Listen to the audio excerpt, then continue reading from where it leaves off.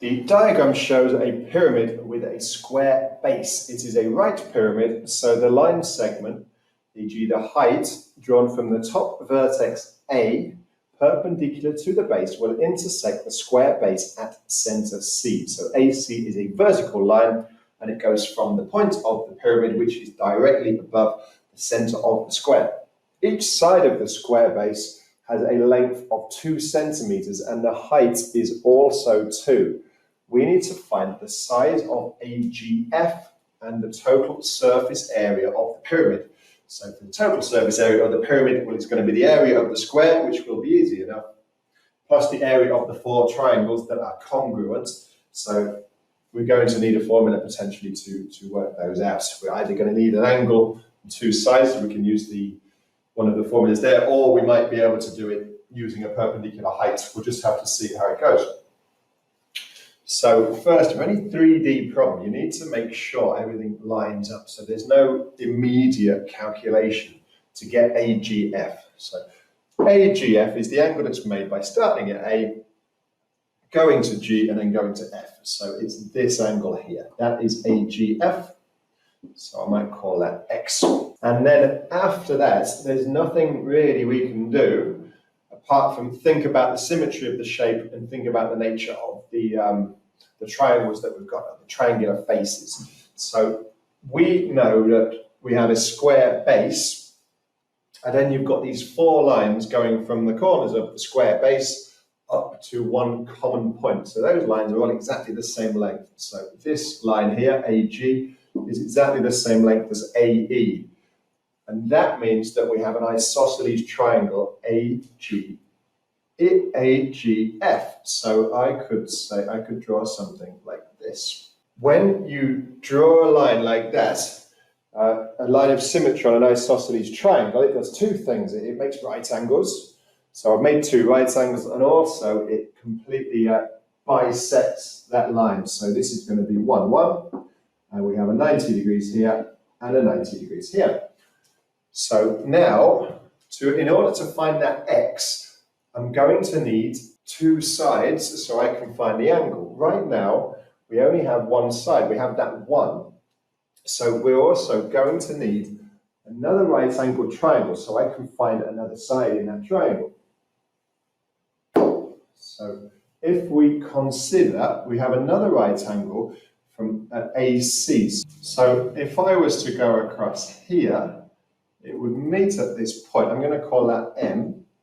And I have a right angle already, and I do actually know a little bit more about that triangle because it is half of the length of the square bit. So I can say that's 1, and I know that the height is 2. So that means I should be able to work out this length here. So let's draw the triangle ACM. So A, the top of the pyramid, C and M, we've said is the midpoint of GF. I have a right angle. This is 1 because it was a half of one of the lengths of the square base. And then we have 2. We were told that the height of the pyramid was 2. So we can find AM using Pythagoras. So AM squared equals 2 squared plus 1 squared. AM equals the square root of 4 plus 1 equals root 5. Okay, so now we've got that, I can draw AGM. So we have A at the top, we have a right angle that we made by drawing a line of symmetry, we have M here, and we have G there. Let's see everything we can put in. AGM, we were called that X. We said that this was 1, and we've just worked out AM to be at root 5. So this can be root 5, and this is 1, and that's the angle that we want to find. Now we can go into our SOHCAHTOA, HOA ring ring, hypotenuse, opposite the right angle, opposite the angle that we, in this case, want to find, it's the angle in the question, adjacent, the other one, ring the 2 sides that we have the lengths of, so that's the 1 and the root 5. O and A, so it's tan, so that means tan X, or tan AGF, equals opposite root 5 over adjacent 1. So that means x equals the inverse tan of root 5. That is not an exact value, so we go to our calculator. Inverse tan of the square root of 5. And that gives us 65.9 degrees. And just so we're clear, that was AGF.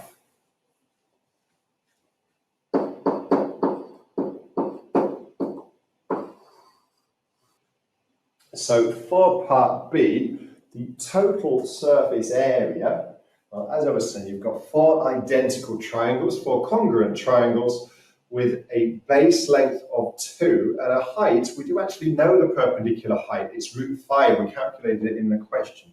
So you've got 4 triangles with base of length of 2, height of root 5, and then you've got a square on the bottom, a square with side length 2. So that should be easy enough. So part B, surface area equals 4, because there's 4 triangles. Area of a triangle, if you know the height, is half base times height. So 4 times a half times the base, which we said was 2, times the height, which we calculated to be root 5, plus, and then we've got the square, which was side length 2, so plus 2 squared. You can do a bit of cancelling along the way. Well, a half times 2 is just 1. So it's 4 root 5 plus 4. And we could go to our calculators and say, well, what is 4 root 5 plus 4?